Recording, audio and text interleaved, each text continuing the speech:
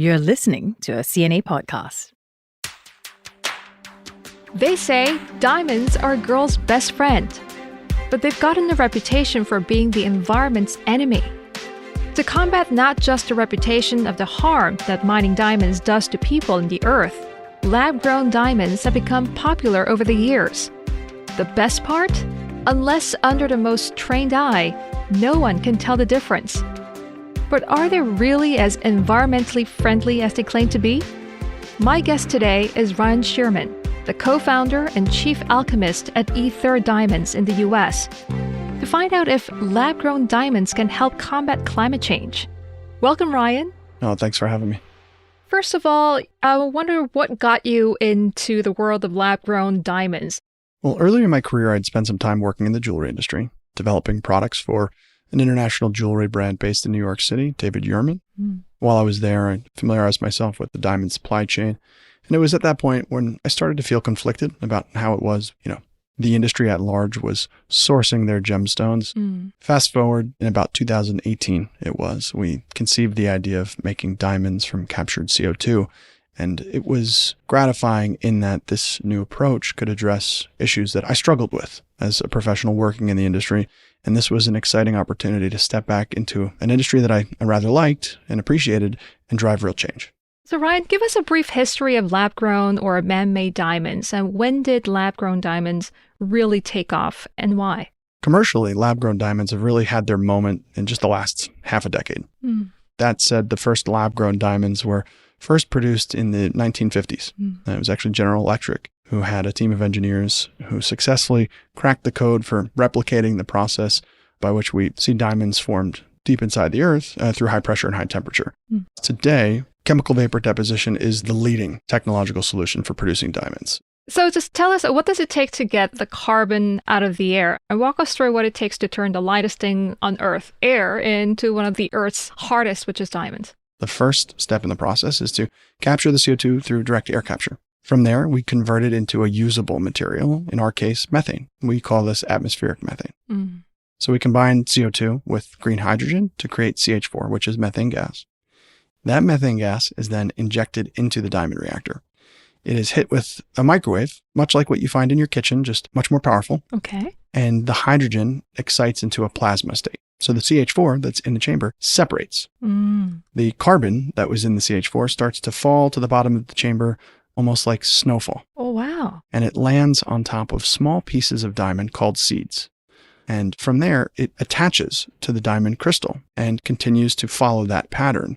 And after about a month's time, that piece of crystal has now grown to almost a large piece of rough diamond, they call it, that can be cored out to the size of 7 millimeters to a side, 8 millimeters to a side. And from there, it goes through the traditional cutting and polishing process, and we're left with beautiful gem diamonds.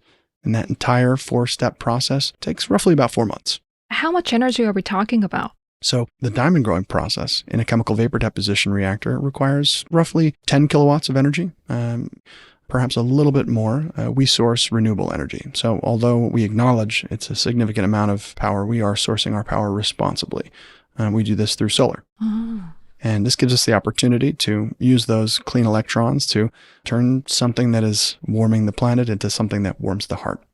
We also have a third-party certified carbon negative footprint. So that means for every diamond we produce, there's less carbon in nature than there was before. That's a good thing. And frankly, we have strong protocols across the board as a company with respect to ESG, and it's paramount that everything that we do is as responsible as possible. Our mission as an organization is to decarbonize industries that would otherwise be contributing to global warming and climate change, but doing it in a way that benefits not only the planet, but people as well. So how much CO2 from air is being extracted for, let's say, a carat diamond? So the end-to-end process is fairly efficient. There are not a lot of losses. Ultimately, a diamond is 100% carbon. So you can simply map that carbon to what is coming out of the atmosphere almost on a one-to-one basis. If we were growing, say, a 5-carat gemstone, that comes from a larger piece of rough material. You can generally multiply that by about 5 to get your rough material amount. Once it's turned into solid carbon, it's never going back into the atmosphere. And ultimately, that 5-carat piece of material comes from, say, a total of 25 carats of rough material. And that's about 5 grams of CO2. So in each stone, there's not a whole lot of carbon. The net impact, when you compare this to, say, the need for mining a diamond from the ground or growing a lab-grown diamond using fossil methane, which is the traditional feedstock, the avoidance of the negative externalities associated with those products is really where the impact comes from. So Ryan, how sustainable are lab-grown diamonds compared to naturally created or mined diamonds? So when we mine a diamond from the ground, we have to dig very large holes in the ground. Some of these can be as wide as half a mile, visible from space. And those mining sites are never really remediated. It's not like they're backfilling the mine and all of the tailings that are dredged up from deep inside the earth, they're left on the surface where rain falls on them, and ultimately heavy metals and other contaminants that are in those tailings do leach into the groundwater.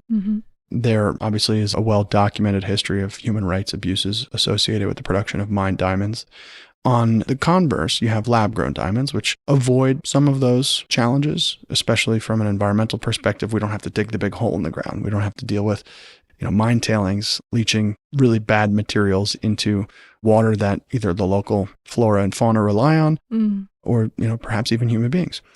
The kind of sin of omission that occurs in lab-grown diamonds is people often don't think about where the carbon comes from. So although we're growing diamonds above ground, the carbon used to make them still comes from inside the ground. So largely, the industry has just swapped one harmful extractive process for another harmful extractive process. So Ryan, let's address a common question that many people are asking. Are lab-grown diamonds real diamonds? So at the end of the day, a lab-grown diamond is 100% crystalline carbon. It's at an atomic level identical to what comes out of the ground. This is not a cubic zirconia. This is not a moissanite. This is, in fact, a diamond in every conceivable way. Even in the United States, the Federal Trade Commission has changed the rules for what needs to be said as we talk about man-made diamonds. These do not even need to be called synthetic anymore, whereas the word synthetic was a requirement. That rule changed just a couple of years ago. And we see a general acceptance here in the U.S. market. There was a recent report that upwards of about a third of engagement rings sold in 2022 utilized lab-grown diamond center stones. Wow. When we started this company in 2018, that number was less than 1%. So the rate at which consumers are adopting lab-grown diamonds is increasing year over year. What has changed? So largely education. Consumers in the beginning didn't quite know what they were dealing with.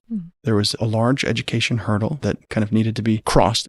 And consumers largely understand now that these are man-made and they come from a laboratory, but they are in fact diamonds.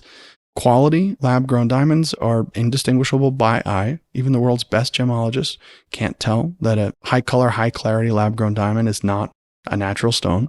It requires expensive equipment in order to perform the tests. Early on, many retailers anticipated that people would simply spend less money and get the same stone that they would have gotten otherwise. And in fact, the opposite is happening. We're seeing consumers continuing to spend the same amount of money, but to go to lab grown and get a bigger diamond. So they're getting a bigger diamond from a better, frankly, more human friendly and more environmentally friendly supply chain without some of those, human rights concerns and environmental concerns. And at the end of the day, it's indistinguishable.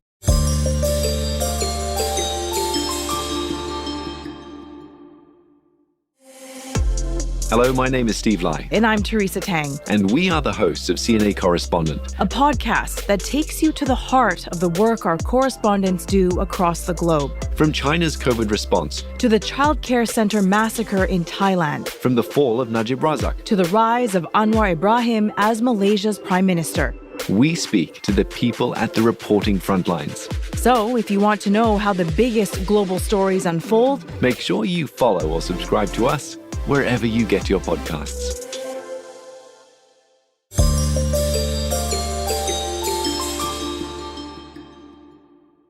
There's going to be fewer and fewer diamonds available because we've already exhausted, half of the world's diamond supply? So will natural diamonds continue to hold monetary value better than lab-grown diamonds? What are your thoughts? So the price differential between a lab-grown diamond and a mined diamond varies greatly depending on who you buy it from. Generally speaking, you're going to see a lab-grown diamond sell for maybe about 30% the cost of its mined counterpart.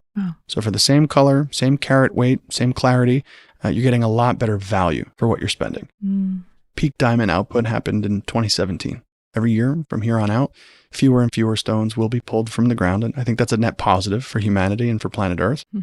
But with that reduction in supply, the laws of supply and demand dictate that maybe that actually helps support pricing. With that said, the rate of acceleration of lab-grown diamonds is starting to eat into the market share of mined diamonds in a way that I don't think a lot of people anticipated. And this is not driven purely by the fact that it's a better value buy, getting a larger stone for the budget, but also driven by environmental concerns. These are things that we've learned speaking to consumers, and ultimately we feel that that is going to accelerate beyond the rate of decline of mined diamonds. I think younger consumers, by and large, understand that they don't need to support these archaic extraction practices anymore. That's very interesting.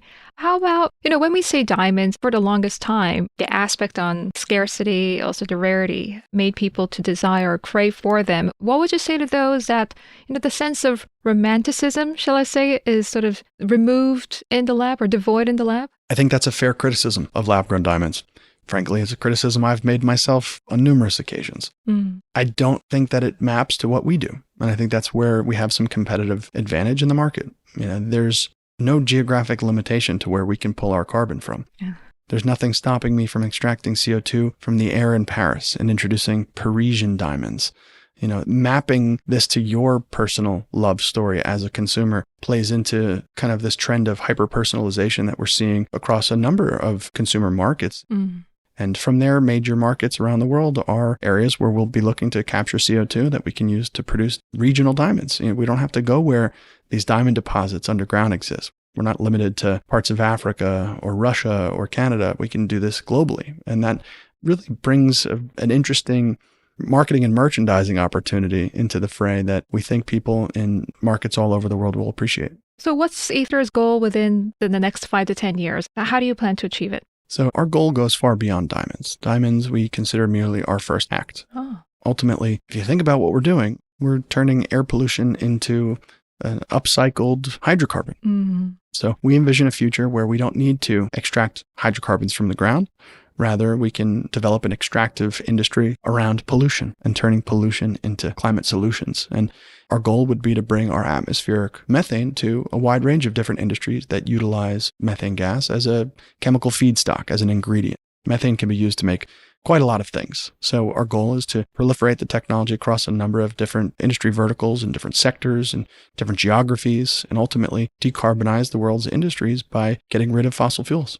There are those who are quite skeptical about this sequestration, removing carbon from the air. What would you say to them? There are fair criticisms. Carbon capture technologies, especially direct air capture, ambient capture of CO2, is relatively expensive, comparable to other climate solutions. And for me, this was the big aha moment. You can take that carbon and bury it under the ground, where hopefully it stays for a very long time. But then you're losing half the opportunity. Ultimately, if we know products are made with methane and we know we can make methane with captured CO2, to not do that is tacitly supporting the further continued extraction of hydrocarbons from the ground. So if we have this usable material and we fail to utilize it, we're making a grave mistake. And that's really where we come in. And because diamonds as a product have favorable unit economics, it allows us to be somewhat cost insensitive to the upfront cost of the direct air capture. In the beginning, when we were sourcing CO2 from our first supplier, we were spending over $10,000 per ton of CO2. Right. That's a lot. If you compare that to the cost of pulling 1 ton out of the air through, planting trees, it pales in comparison. But that was okay for us because with 1 ton of CO2, we can make many, many diamonds. And then you can take that $10,000+ sum of money and amortize it across all of those stones. And the per carat contribution was less than $10. So even if the cost of direct air capture went to zero, it really wouldn't fundamentally change our unit economics. And that made us, especially early on, relatively cost insensitive. And those are characteristics that you need to see when new technologies are being developed. You want to see cost curves come down. You want to be able to see those technologies mature. And we believe that we could play a role in helping bring those cost curves down, starting in diamonds and ultimately across a number of industries. Ryan, before I let you go, just looking ahead, what do you think the future will hold for lab-grown diamonds? And what do you think will matter when it comes to diamonds in the future? One of the things I'm quite excited about is we are probably a year or two away from seeing lab-grown diamonds make up the majority of engagement rings sold here in the U.S. market. This is no longer, some small esoteric piece of the industry. It's going to be the majority, and that's going to happen soon. And frankly, if you look at consumer trends, over-indexing for sustainability, for supply chain transparency, those are things that matter to an increasing number of consumers. So we're starting to see that ball rolling in the European market.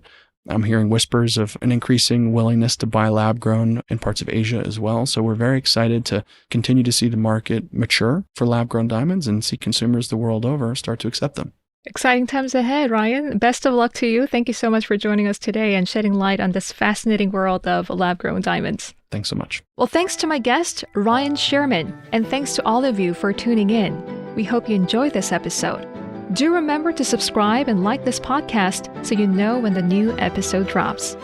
We'll be going on a season break. We'll be back in August. Well, in the meantime, you can find CNA's climate and sustainability coverage online at cna.asia. The team behind this podcast is Joanne Chen, Sian Win, Jacqueline Chan, and Crispina Robert. And I'm Julie Yu, signing off.